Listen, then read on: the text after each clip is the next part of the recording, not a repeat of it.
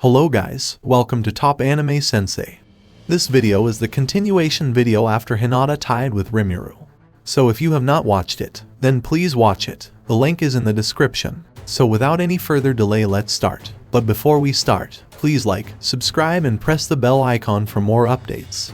Telling him directly would raise suspicion, of course, so it was better for Yuki to make him think he was after it himself. Using the information and samples Gadra had brought back, Yuki was able to make Kalguryo dance to his tune. Still, you look so grim. What's on your mind? Yuki asked the person sitting across from him. Gadra, it's about the marshal. The marshal, I was wondering why she might have been so impatient. Impatient, Yuki blurted. I didn't get that feeling from her. Yuki couldn't fathom why that was keeping Gadra preoccupied. To him, it was neither here nor there, but something about it was plainly bothering Gadra. Yuki murmured. I also thought about it during today's meeting, but she was quite the monster. To tell you the truth, it would be difficult to say whether I could win against her or not, unless I found out personally. Yuki could gauge the strength of most of his opponents without having to fight them.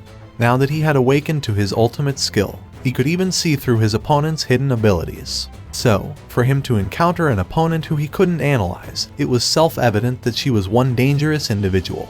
Marshal Dono is always appointed right after the succession of His Imperial Majesty Rudra.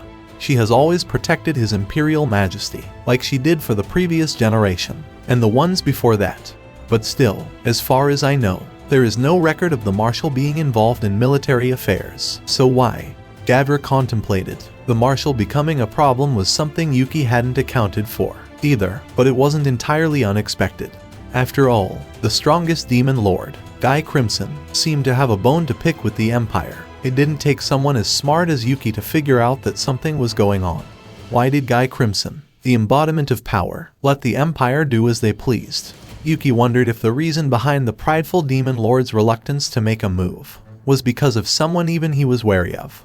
And if he were told that this person was the Marshal, well, he would be inclined to believe it. At any rate, if the war spirals out of control and engulfs the world in chaos, what follows would be extraordinary. Then, a monster lurking in the shadows might reveal itself. Yuki smirked as he played out the upcoming events in his head, barely containing his enjoyment. Gadra sighed as he watched Yuki indulging in his fantasies, but alas, there was nothing for him to do about it. Changing gears, he decided to talk with Yuki about their future plans. So, Yuki, things are on the up and up on my end. Now that my cause for vengeance against the West has disappeared, I would have preferred to avoid war. Nonetheless, what do you think that self-centered attitude will achieve? You've been encouraging war for years. Well, I can't deny that. Gadra was, by and large, a selfish man who never cared about what others told him. As long as he and his beloved friends were safe, nothing else mattered to him. Indeed, he was a great mage, but he was no god. He did not pride himself on being all-powerful and had a clear understanding of his own limits. That was exactly why he desperately insisted on avoiding war, viewing it as his final service to the Empire. Demon lords were said to be the enemy of mankind. They were absolute beings, and thus it was wise to abide by mutual inviolability in principle. He made contact with the late demon lord Claimant to avoid making an enemy out of him. Through this connection, he was able to establish a friendly relationship with Yuki. All of this for a single objective, defeating the West, defeating Luminism. The reason for letting the demon lords rule over a rich territory was to make sure they would not have, or not let them have, territorial ambitions for other nations. So Gadra's policy was not wrong. All this became meaningless, and that was why he wanted to do the opposite and prevent the Empire from descending down the wrong path. Not to mention, Gadra saw Demon Lord Rimuru in a new light. He was a kind and genial soul, and Gadra believed coexistence with him to be the wise choice. After all, even his friend, Adalman, was leading a fulfilling life, despite the drastic change in appearance compared to his previous one. Even more surprising was the strength of his country. Even Adalman, who appeared likely to be on even footing with Gadra, carried the mission to guard the 60th floor of the dungeon.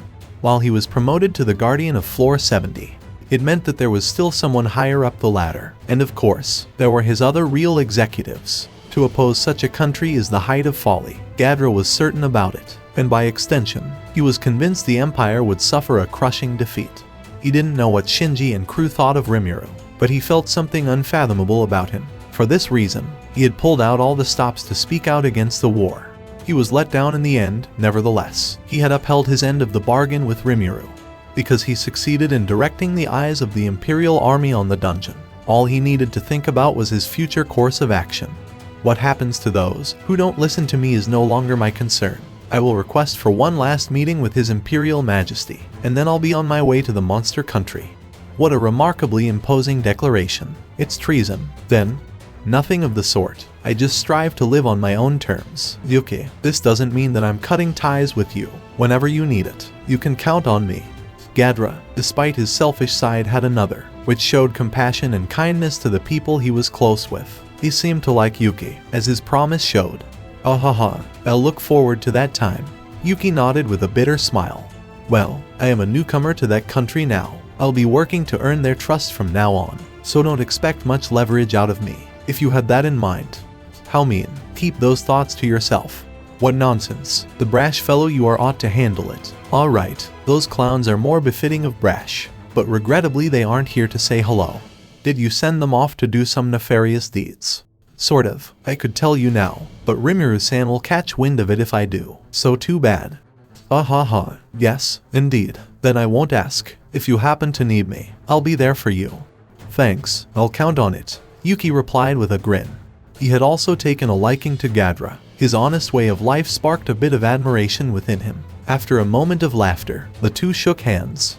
Well then, I'll be on my way. Yuki, you can go ahead and stage your coup d'etat or whatever with as much of a ruckus or fanfare as you want. However, I get it. It's just that killing His Imperial Majesty is off the table, right? Aye, great that you understand. Then, farewell. And so Yuki and Gadra parted ways. Gadra's request for an audience with the Emperor was granted. I suppose I should warn the Emperor. Gadra waited nervously, as that though weighed on his mind.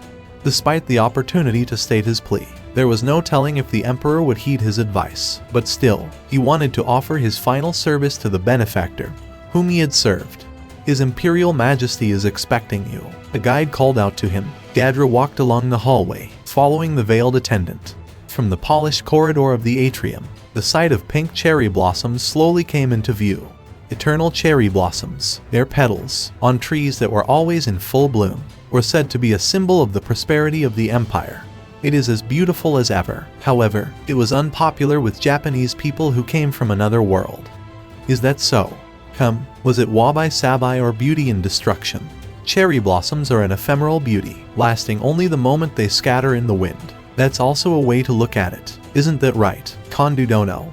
A fierce man emerged from the shade of a sakura tree. I thought I'd hidden my presence well. You're right, Gadra answered, and took out his beloved cane. I didn't notice you at all. It was just, what's the term? Foreboding. Somehow, I guess, I had an ominous feeling for whatever reason. The attendant slipped away unnoticed. I can't let you have an audience with the Emperor. Why? Gadra asked incredulously. I have no intention of giving you the reason, and it's meaningless for you to know it.